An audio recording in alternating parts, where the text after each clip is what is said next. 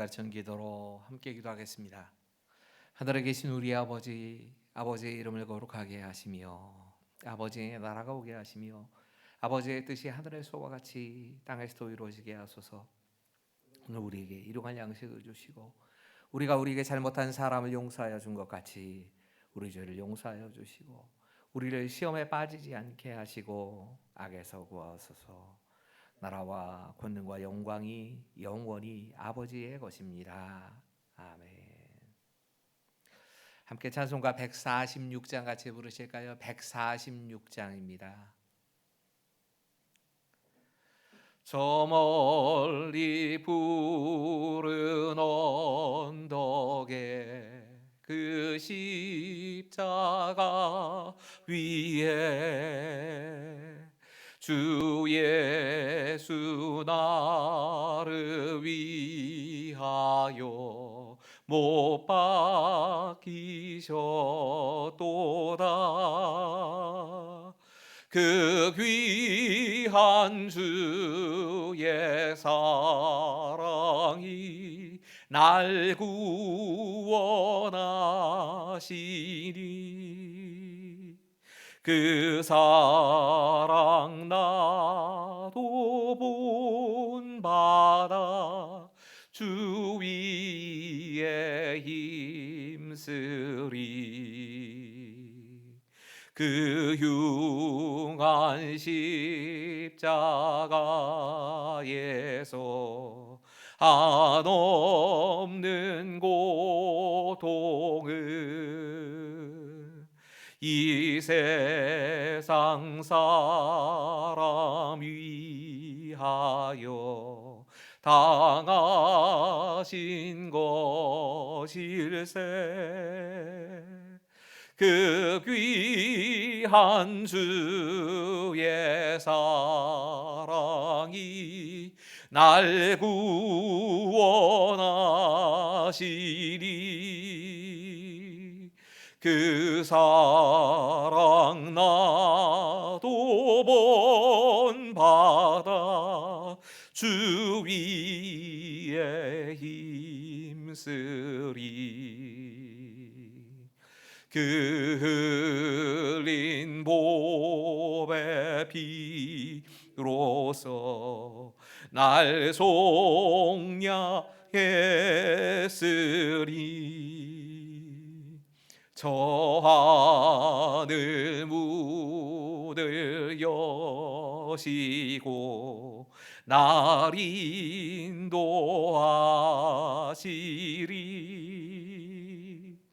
그 귀한 주의 사랑이 날 구원하시리.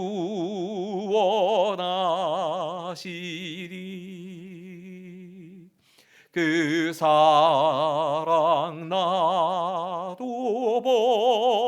본받아 주 위에 힘쓰리. 아멘.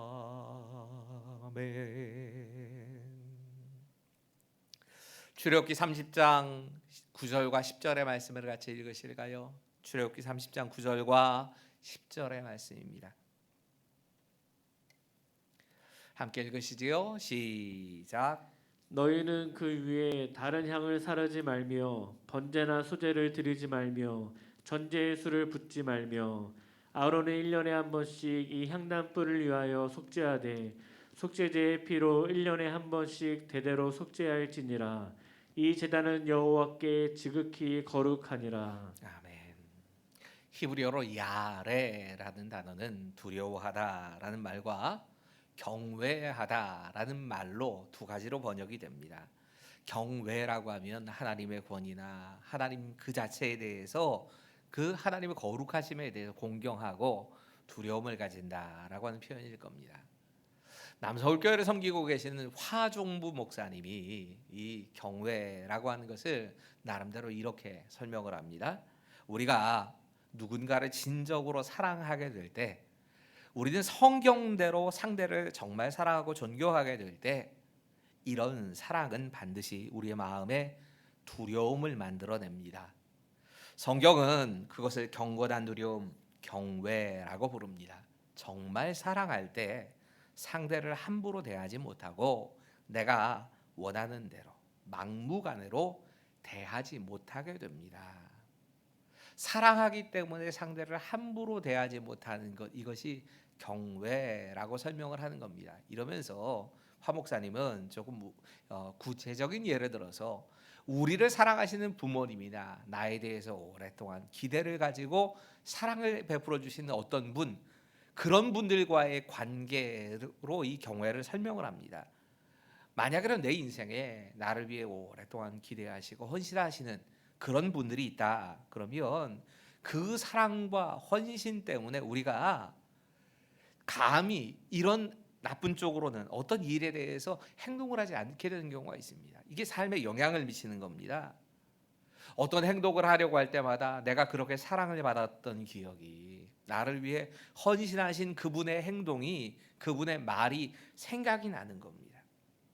그래서 내가 이런 행동을 해서는 안 되지, 이렇게 살아서는 안 되지, 그런 기대를 저버려서는 안 되지 하는 마음으로 살아가게 된다는 겁니다. 이런 마음이 하나님 앞에 선 두려움인 경외라고 하는 모습을 보여준다는 겁니다. 하나님께서 나를 위해서 행하신 일, 베풀어 주신 그 은혜를 생각하고, 이걸 생각하면서 내가 이렇게 사랑을 받은 사람인데 그런 내가 함부로 내 삶을 굴릴 수는 없어.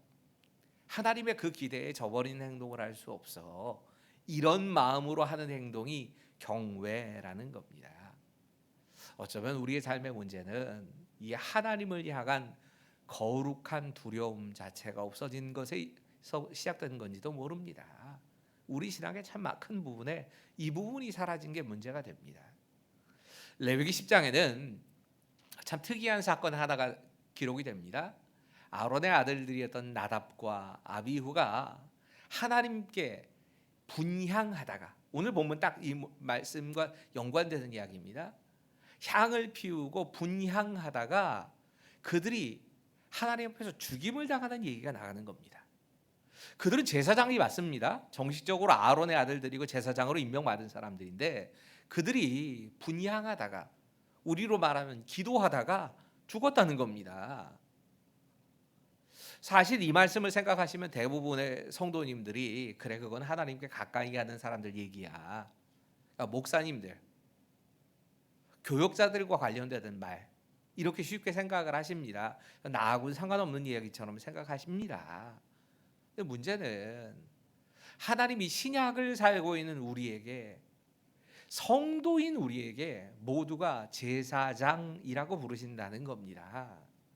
나는 상관없는 얘기가 아닌 겁니다. 그럼 참 이거 큰일 아닙니까? 내가 하나님께 나가서 기도를 드리는데 그 기도한 것 때문에, 예배를 드린 것 때문에 죽게 생겼다. 이게 얼마나 두렵고 떨리는 말씀입니까?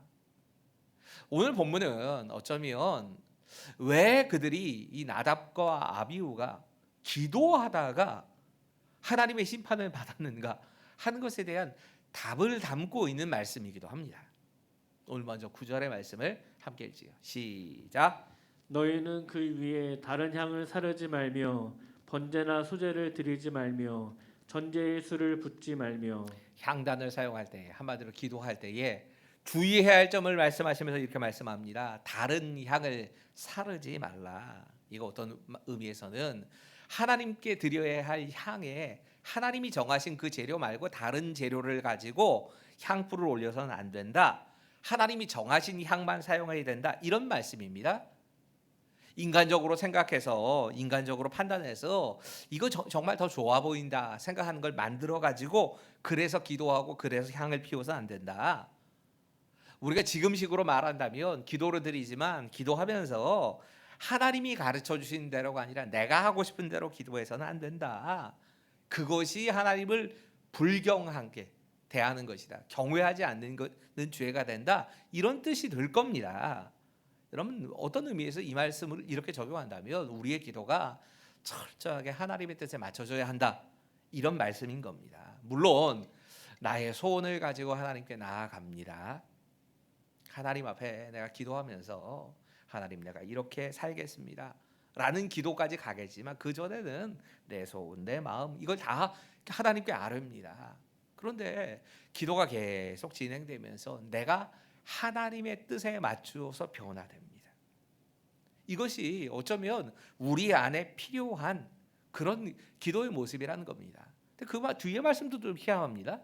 뭔가 주의사항을 말씀하시면서 번제와 전제와 또 소제를 드려서는 안 된다 이런 말씀을 하시는 겁니다.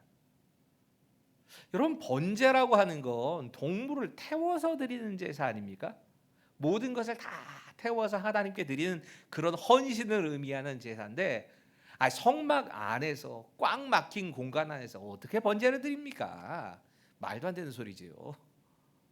번제를 드리려고 하면 피도 튀겨야 되고 뭐 별 이게 다 있어야 되는데 번제를 그 분향단에서 드리지 말라는 거 사실 이건 말도 안 되는 소리입니다.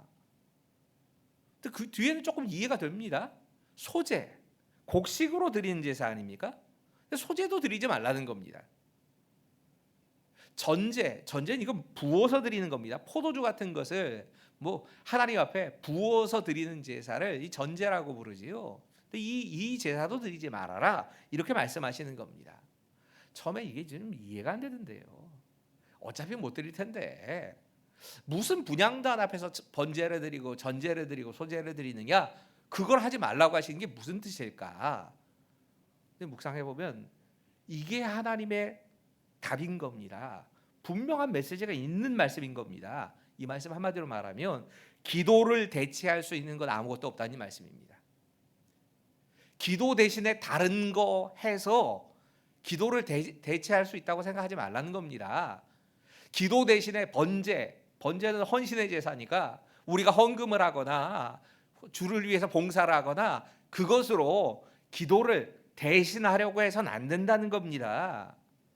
교회 일을 맡아서 너무 많은 일로 이리 뛰고 저리 뛰고 다니면서 그러기 때문에 내가 기도할 수 없다고 핑계대지 말라는 얘기입니다. 그럴 수 없다는 얘기입니다.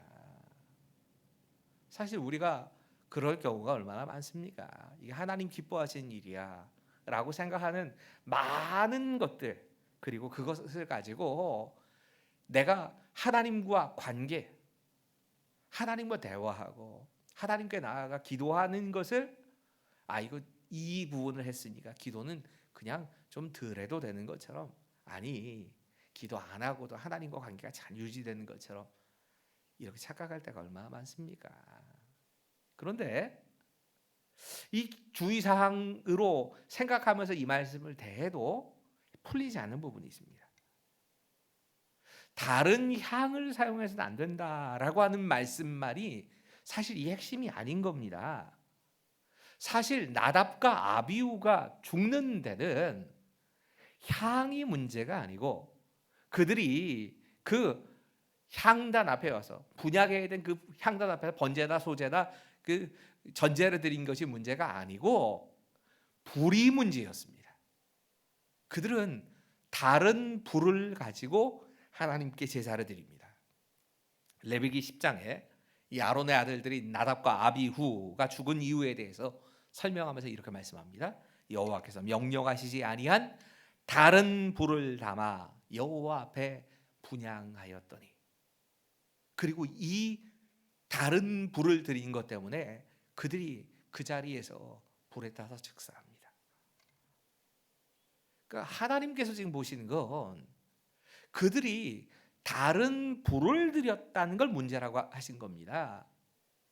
분향단에 와서 전제나 소제 번제를 드린 게 문제가 아니고 분향단에 와서 다른 향을 드린 게 문제가 아니고 다른 불이 문제가 됐다는 겁니다. 이걸 아론도 알았습니다. 자기 아들들이 죽은 이유가 다른 불을 드렸기 때문이라는 걸 분명히 알았습니다. 그래서 아론이 하나님께 나갈 때 다른 불이 아니라 하나님이 명령하신 그 불을 가지고 갑니다. 그 말씀이 레위기 16장 11절과 12절에 이렇게 기록됩니다. 같이 읽죠. 시작. 아론은 자기를 위한 속죄제의 수송아지를 드리되 자기와 집안을 위하여 속죄하고 자기를 위한 그 속죄제의 수송아지를 잡고 향로를 가져다가 여호와 앞 제단 위에서 피운 불을 그것에 채우고 또 곱게 간 향기로운 향을 두 손에 채워 가지고 휘장 안에 들어가서 여러분, 아론이 속죄제에 수송아지를 드리고 그 속죄제에 사용되었던 불, 여호와의 제단 그 앞에 있는, 여기 번제단 말하는 겁니다. 번제단에서 피운 그 불을 가지고 하나님 앞으로 갔다는 겁니다. 그 불을 가지고 기도를 상징하는 그 향단 앞으로 갔다는 얘기입니다. 그 불과 하나님이 명령하신 향, 이걸 가지고 하나님 앞으로 나아갔다는 얘기입니다. 이게 하나님께서 실제로 이 본문에서 진짜 말씀하시려고 하는 핵심 내용입니다. 한마디로 하나님 말씀하시는 겁니다. 번제단을 지나서 분향단으로 나가야 한다. 번제단 지나서 분향단으로 가야 한다. 여러분, 성막에는 제단이라고 불릴 수 있는 게 두 개가 있습니다. 우리가 그림으로 늘 계속 봐오셨기 때문에 그래도 이 제단 두 가지에 대해서 조금 이해가 되실 겁니다.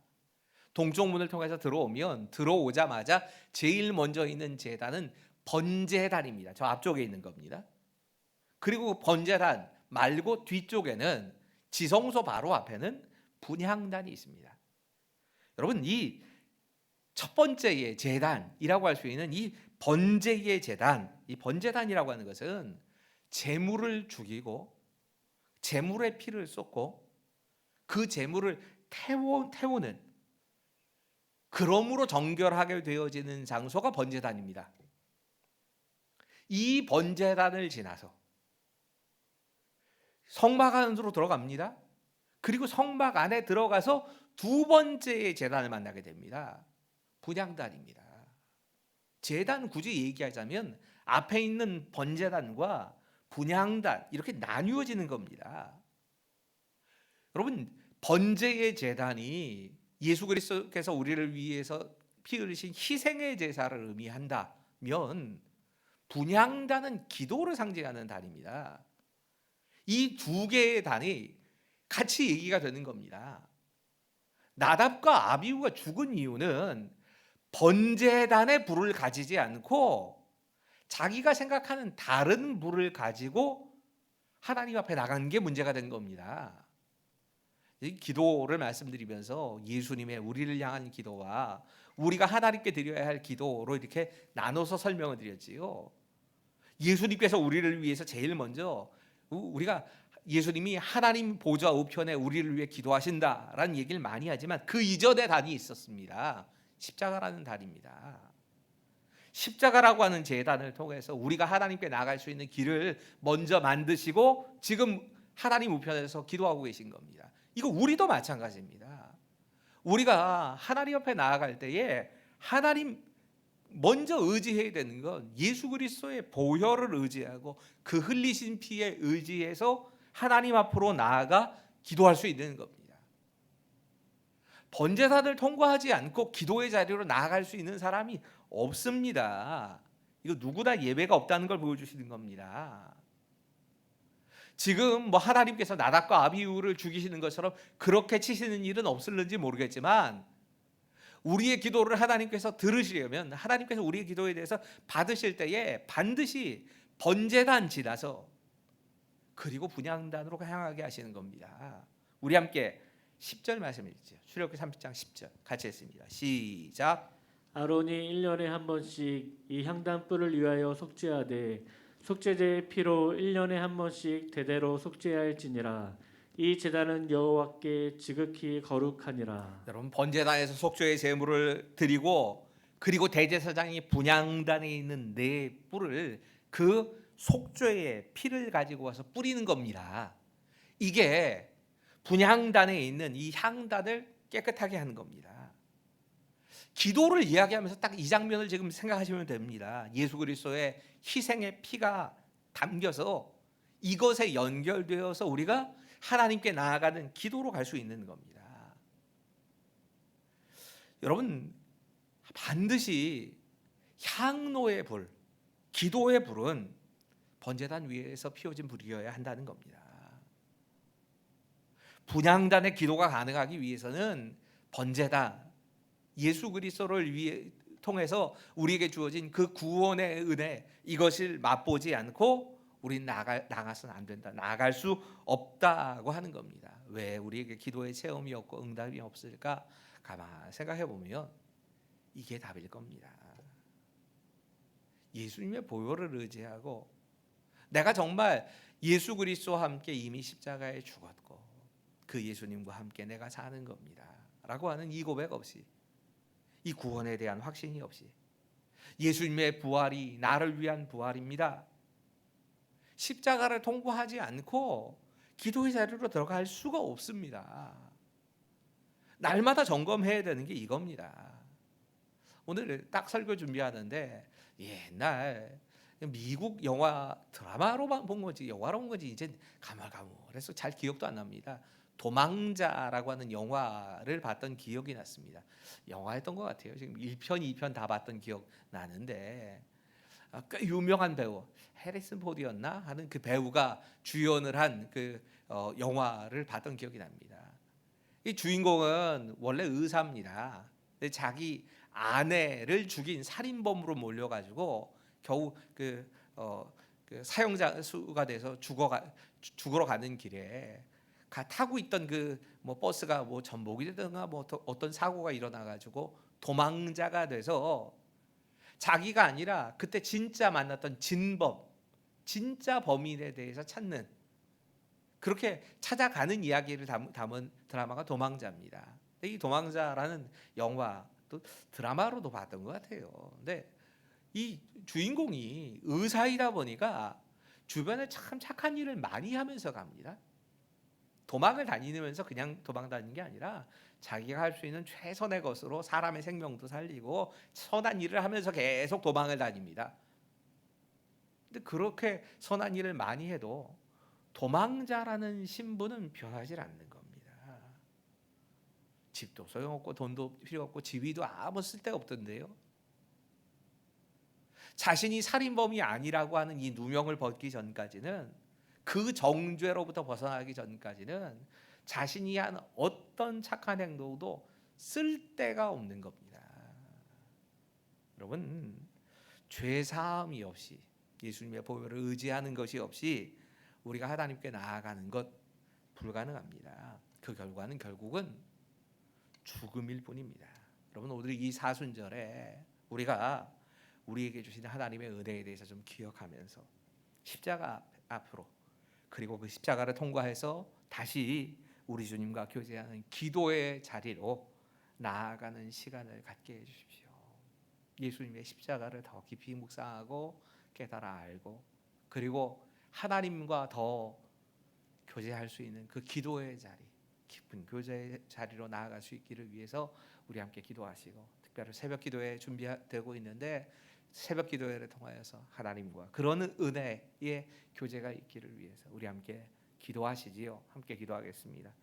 아버지 하나님, 우리 안에 정말 선명하게 이 모습이 그려지기를 원합니다. 하나님을 경외하는 마음이 있게 하시고 그 하나님을 경외하는 마음을 가지고 살아갈 때에 하나님, 먼저는 내 안에 분향단을, 이 분향단까지 기도의 자리에 그것과 대체할 수 있는 것은 없다 사실을 알게 하시고, 내가 혹시라도 내가 헌신하라고